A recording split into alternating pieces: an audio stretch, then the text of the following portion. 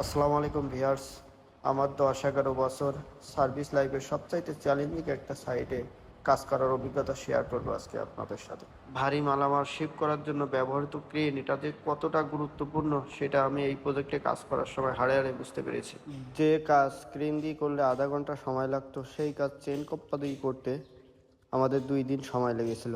আর কাজটা অনেক রিস্ক নিয়ে করতে হয়েছিল। আমাদের সবচেয়ে চ্যালেঞ্জিং জব যে মিক্সার ইউনিট, এটা দেখেন আমরা চেন কাপ্পার মাধ্যমে দাঁড় করিয়ে ফেলেছি। ফিল্ডের সকল পার্ট আমাদের সেট করা শেষ। এখন আমরা প্যানেল ওয়ারিং করব। এটা ছিল আমার জীবনের প্রথম অটোমেশন প্যানেল ওয়ারিং। এই প্যানেল বোর্ডের পূর্বের সমস্ত কেবল কানেকশন রিমুভ করে নতুন করে প্যানেল ওয়ারিং করেছিলাম, যেটা আপনারা স্ক্রিনে দেখতে পাচ্ছেন।